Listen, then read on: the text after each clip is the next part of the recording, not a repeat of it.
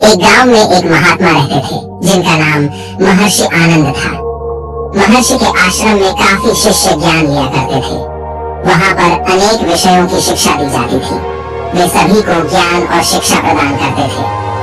उन्हें समाज शास्त्र, अर्थशास्त्र, भौतिक विज्ञान और हर प्रकार की चीजों का ज्ञान था, जिसे वे अनूठे तरीके से सिखाते थे। और आखिर में वे अपनी शिक्षा का मूल्यांकन भी करते थे और उस परीक्षा में छात्रों को अपने मन की काम वासना को नियंत्रित करके दिखाना होता था।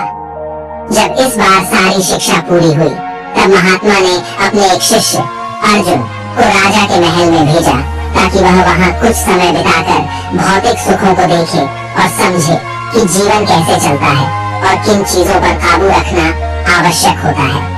अर्जुन हर चीज के बारे में जानकारी रखता था।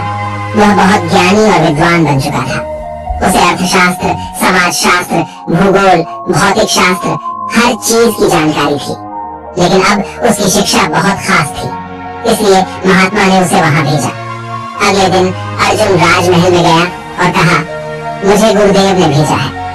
राजा ने कहा, तुम काफी विद्वान प्रतीत होते हो, इसलिए आज से तुम रानी का मार्गदर्शन करोगे। जहाँ भी किसी चीज की आवश्यकता हो, तुम्हें उनकी सेवा करनी होगी। अर्जुन ने कहा, जी महाराज, जैसी आपकी आज्ञा। आदित्य ने देखा कि रानी माधवी काफी सुंदर और मोहक प्रतीत होती थी।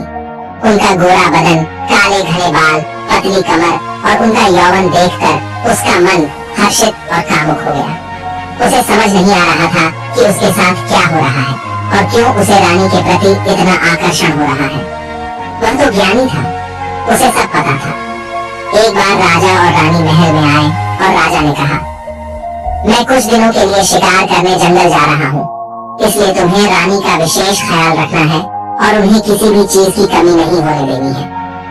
अर्जुन ने कहा, जी महाराज, आप बेफिक्र रहे। राजा चले गए। रात के समय जब रानी अकेले सो रही थी, तो आदित्य उन्हें निरंतर देख रहा था। उसे समझ नहीं आ रहा था कि उसके साथ क्या हो रहा है। उसे अपने गुरुदेव के उपदेश याद आ रहे थे, लेकिन रानी की सुंदरता से उसका मन विचलित हो रहा था। वो रानी को लगातार घूर रहा था।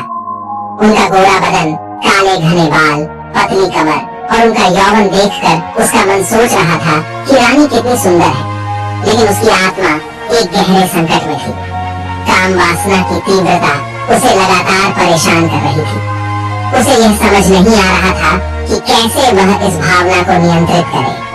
उसने अपने मन को नियंत्रित करने की कोशिश की, लेकिन उसे बहुत कठिनाई हो रही थी। लेकिन उस रात कुछ अजीब घटना घटी। अगले दिन जब राजा वापस आए, तो वो महल में नहीं था। महल में खोजने पर भी वह नहीं मिला। आखिर सब हैरान थे कि वह कहाँ गया। राजा ने सोचा कि शायद वह वापस आश्रम चला गया होगा और इसलिए वे भी आश्रम की ओर चल दिए। जब राजा आश्रम में गए, तो उन्होंने देखा कि वो अपने गुरुदेव के साथ बैठा हुआ था। राजा बोले, तुम बिना बताए यहाँ क्यों चले आए? तुम्हारी यह दुस्साहस। उसने कहा, हे राजन, मुझे क्षमा करें, लेकिन मैं मुसीबत में था। राजा ने पूछा, किस तरह की मुसीबत? उसने सिर झुकाते हुए कहा, एक ऐसी मुसीबत जो मेरे जीवन पर काबू पा रही थी। रानी माधवी की सुंदरता ने मेरे मन को विचलित कर दिया था। मैं अपने मन को नियंत्रित नहीं कर पा रहा था और इसलिए मैंने सोचा कि मुझे गुरुदेव के पास वापस आकर ही शांति मिल सकती है। अगर मैं वहां थोड़ी देर और रहा, तो मेरा ज्ञान का नाश हो जाएगा और मैं अपना सब कुछ खो दूंगा। गुरुदेव, मैं आपसे पूछना चाहता हूँ कि आपने मुझे इसकी शिक्षा क्यों नहीं दी? आखिर हम इस ज्ञान से वंचित क्यों हैं कि हम अपने मन को भी काबू में नहीं कर पा रहे हैं और एक अज्ञात शक्ति हमें क्यों भटका रही है? उसने राजा से भी बोला, राजन, आप भी मुझे क्षमा करें। मैंने आपको सब कुछ बता दिया है, पर मैं यहाँ प्रायश्चित करने के लिए आया हूँ। अगर आपको कोई सजा देनी है, तो आप मुझे दे सकते हैं। राजा ने कहा, नहीं, इसमें सजा की बात नहीं है। इसमें तुम्हें सच को स्वीकार करना है, इसीलिए मेरा आशीर्वाद तुम्हारे साथ है। राजा वहां से चले गए। फिर उसने गुरुदेव से पूछा, गुरुदेव, अब आप ही बताइए, आखिर हमें शिक्षा कहाँ मिलेगी? तब गुरुदेव ने बोला, जिंदगी में एक बात हमेशा याद रखना, इसकी शिक्षा तुम्हें कहीं भी नहीं सिखाई जा सकती, क्योंकि इस ज्ञान को तुम्हें खुद से और खुद को काबू करके ही जीतना होता है। उसने पूछा, फिर आखिर मन को काबू में कैसे करें? ऐसा क्या किया जाए कि मैं इन चीजों को रोक सकूं? गुरुदेव ने कहा, कुछ नहीं, वास्तव को रोको मत, क्योंकि जितना तुम उसे रोकने की कोशिश करोगे उतना ही वह फंसेगा। ये ठीक वैसे ही है जैसे तुम मन के विचारों को जितना रोकने की कोशिश करते हो, तुम्हारा मन उतना ही उन्हें सोचता है। इसीलिए अगर तुम्हें चीजों पर काबू पाना है तो तुम्हें सच को स्वीकार करना पड़ेगा और अपने मन को बताना पड़ेगा कि ये चीजें गलत हैं। न कि इसे रोकने की कोशिश करो, बल्कि इस पर काबू पाना सीखो। उसने पूछा, फिर आखिर इन चीजों पर काबू कैसे पाया जाए? तब गुरुदेव ने बताया, दरअसल ये तुम्हारे धैर्य की परीक्षा थी कि तुम अपने मन की इच्छाओं को कितना काबू कर सकते हो। इसीलिए मैंने तुम्हें वहां भेजा था। अब वह समय आ गया है कि मैं तुम्हें उन 10 बातों को बताऊं जो तुम्हारे मन को नियंत्रित करेंगी। उन्होंने बाकी को भी बुलाया और अपने पास बिठा लिया और बोले, ये समस्या केवल तुम्हारी नहीं है, बल्कि यह हर युवा के जीवन में कभी न कभी आती है। मैं तुम्हें 10 उपाय बताऊंगा जिनका पालन करने से तुम इस समस्या से मुक्ति पा सकते हो। पहला उपाय, संयम। महर्षि ने कहा, पहला उपाय है संयम। काम वासना को नियंत्रित करने के लिए सबसे पहले तुम्हें अपने विचारों और इच्छाओं पर संयम रखना सीखना होगा।